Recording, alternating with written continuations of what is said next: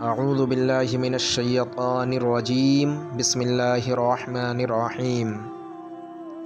اللہ تعالی وہ قادر مطلق ہے کہ وہ جو چاہتا ہے کرتا ہے، جو چاہے کرے، اس کے کسی کام میں کسی کو چوں چرا کرنے کی طاقت نہیں۔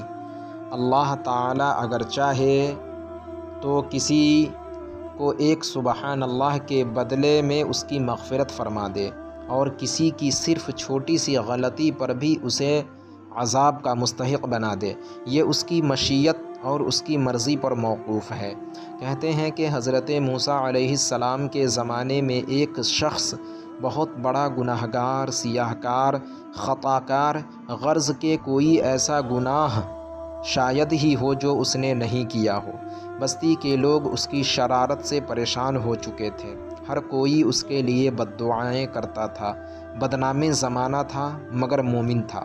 ایک روز اس کا انتقال ہو جاتا ہے، اور انتقال کے بعد محلے والے بجائے اس کو غسل اور کفن دفن کرنے کے اس شخص کو محلے سے دور کسی دوسری جگہ پھینک دیتے ہیں۔ اللہ تعالی حضرت موسیٰ علیہ السلام کو حکم دیتا ہے، اے میرے نبی، آپ فلاں جگہ جائیے اور میرا ایک بندہ ہے، اسے آپ غسل دے کر نماز جنازہ پڑھ کر اس کو دفن کیجیے۔ حضرت موسیٰ علیہ السلام جا کر غسل دیتے ہیں، پھر نماز جنازہ پڑھ کر اس کو دفن کر دیتے ہیں۔ اس کے بعد محلے والوں سے پوچھتے ہیں کہ تم لوگوں نے اس کا یہ حال کیوں کیا؟ محلے والے ساری باتیں بتاتے ہیں کہ یہ انسان بہت بڑا بدکار پاپی تھا، اس لیے ہم نے ایسا کیا۔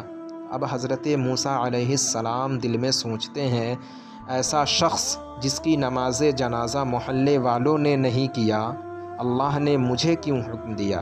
حضرت موسیٰ علیہ السلام اللہ تعالیٰ کی بارگاہ میں عرض کرتے ہیں، الہی، یہ ماجرا اور فلسفہ یہ تیری حکمت سمجھ میں نہ آئی کہ جس کو محلے والوں نے مرنے کے بعد بھی دھتکار دیا، اس کی نماز جنازہ کے لیے تو نے مجھے کیوں منتخب کیا؟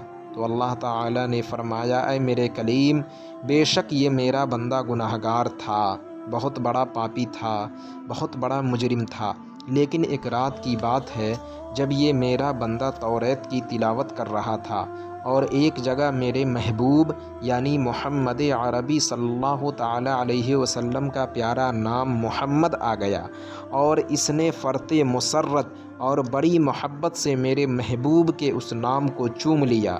تو اے موسیٰ، میری رحمت کو یہ گوارا نہیں ہوا کہ جو شخص میرے محبوب کے مبارک نام کو محبت سے چوم لے اور ہم اس کو عذاب میں گرفتار کر دیں، اس لیے اس نام محمد صلی اللہ تعالی علیہ وسلم کو چومنے کی وجہ سے ہم نے اس کے تمام گناہوں کو معاف فرما کر اس کی مغفرت فرما دی اور اس کو اپنا محبوب بندہ بنا لیا۔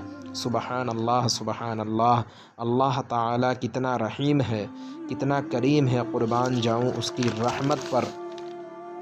اس واقعے سے ہمیں سبق ملتا ہے کہ کبھی بھی کسی گناہ گار سے ہمیں نفرت نہیں کرنی چاہیے، اسے کمتر نہیں سمجھنا چاہیے۔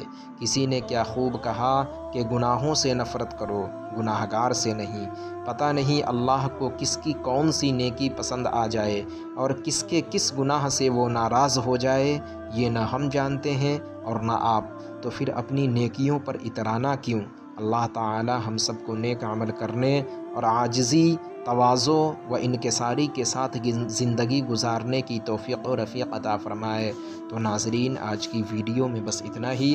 ویڈیو اچھی لگنے کی صورت میں ویڈیو کو لائک کریں، شیئر کریں، اپنے دوستوں احباب کے ساتھ شیئر کریں، اور اگر آپ ہمارے چینل پر نئے ہیں تو ہمارے چینل کو ضرور سبسکرائب کریں، اور اپنے دوستوں احباب، خویش و اقارب، پڑوسی اور اپنے تمام احباب کا خیال رکھیں۔ پھر ہماری ملاقات ہوگی کسی نئی ویڈیو کے ساتھ انشاءاللہ۔ جب تک کے لیے اللہ حافظ۔